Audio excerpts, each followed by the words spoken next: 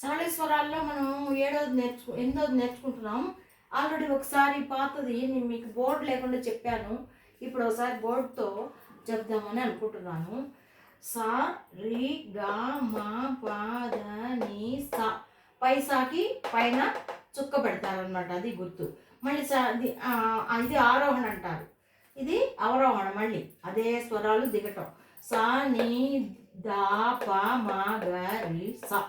సా step సాదే, రీదే Gade. దీన్ని ఏమంటారంటే షడ్జమం అంటారు. రిషభము శుద్ధ రిషభం. ఇందులో తర్వాత మీకు అర్థం. దీన్ని సూరి అంటే శుద్ధ రిషభం. అంగా అంటారు అంతర గాంధారం. సూమ అంటే శుద్ధ మధ్యమం. మధ్యమాలు 2 రకాలు, గాంధారాలు 3 రకాలు, రిషభాలు 3 రకాలు. సా పా పంచమం, ఇది పంచమం షడ్జమం. శుద్ధ దైవతం, ఇది కూడా 3 రకాలు. కాకల నిషాదం, నిషాదం కూడా 3 రకాలు. ఇవి 2 మాత్రం మారవు ఎప్పటికీ. ప్రకృతి స్వరాలు అంటారు వీటిని. ఇవి మాత్రం మారుతాయి. సరే, ఇప్పుడు అయిపోయిన తర్వాత సరళి స్వరాల్లో మాయామాళ గౌడ రాగం 72 మేళకర్తల్లో 15వ మేళకర్త అని చెప్పుకున్నాం. దీంట్లో ఒక లఘువు, 2 ధృతాలు. ఈ స్వరం పాడేటప్పుడు వేళ్ళు లెక్క పెట్టుకుంటూ పాడాలి. దీనికి లఘువు వేళ్ళు దెబ్బ 1 2 3 కదా. ధృతానికి 1 2, ఇంకో ధృతానికి 1 2 అలా పాడుకోవాలి. ఇక్కడ పా దీర్ఘం వచ్చింది, ఇంకో పాల ఇంకా 2 అక్షరాలు తగ్గినాయి కాబట్టి 2 కామాలు పెట్టాడు. సో పా 2 కామాలు కలిపి 4. ఇక్కడ లఘువుకి సరిపోయింది. తర్వాత పాకి 2 అక్షరాలు ఇక్కడ 0 కింద ఈ గడిలో 2 అక్షరాలు సరిపోయింది. ఇంకో గడిలో అక్షరాలు లేవు కాబట్టి దానికి ఏం చేశాడు, 2 కామాలు పెట్టాడు. అంటే పా 4 అక్షరాలు సమానం, ఈ పా కూడా 4 అక్షరాలు సమానం, ఈ పా 2 అక్షరాలు సమానం. ఇవన్నీ ఒక్కొక్క అక్షరానికి సమానం. వీటిని మాత్రలు అంటారు. సా రి గా మా లఘు, పా ద ధృతం, ని పా పా పా నాలుగు డివైడ్ చేశాడు. పా గా మా, పా పా పా మళ్ళీ పా అర్థమైందా?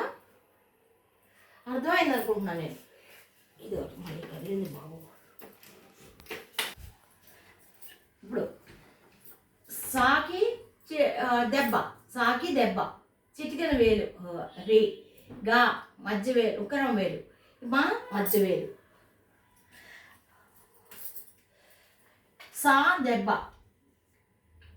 చిటికెన వేలు, ఉంగరం వేలు తర్వాత మధ్య వేలు. ఇక్కడికి లఘువు అయిపోయింది.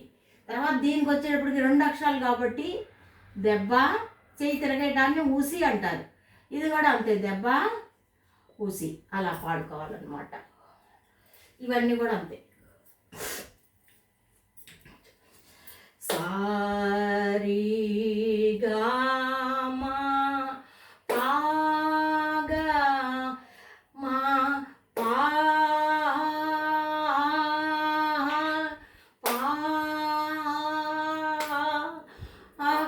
అక్షరాలు లేని చోట అని డివైడ్ చేసుకోవాలి. గా మా పద ని దా పా మా, గా మా పా గా మా గా రే సా. ఒకటో కాలం. రెండో కాలం సరి గా మా పా గా మా పా పా గా మా పద ని దా పా మా, గా మా పా గా మా గ రే సా. మూడో కాలం సరి గా మా పా గా మా పా పా గా మా పద ని దా పా మా, గా మా పా గా మా గ రే సరి గా మా పా గా మా పా పా గా మా పద ని దా పా మా, గా మా పా గా మా గ రే సా. ఇది స్వరం అన్నమాట. ఇప్పుడు అంతకుముందు కూడా ఒకసారి టచ్ చేద్దాం.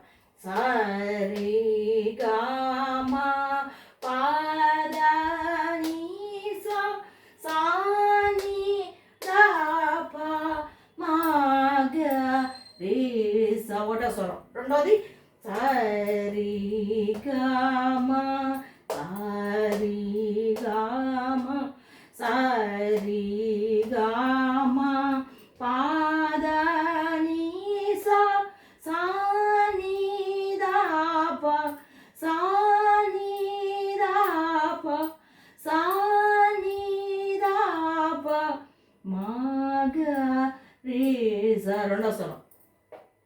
ఒకటో కాలం చెప్తున్నా, మిగతా రెండో కాలం చెప్పేస్తా.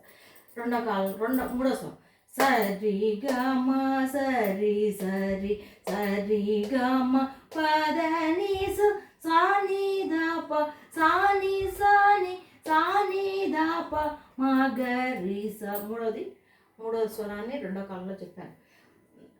సరి గమ సరి సరి సరి గమ పదని సాని దప సాని సాని సాని దప మగరి స. తర్వాత ఇట్లా పాడుకోవాలన్నమాట. అది ఊరికి టేబుల్ వేసాను. ఇది ఎట్లా పాడాలి ఇప్పుడు? సరి గమ ప గమ పాప గమ పదని దప మ గమ ప గమ గరి స.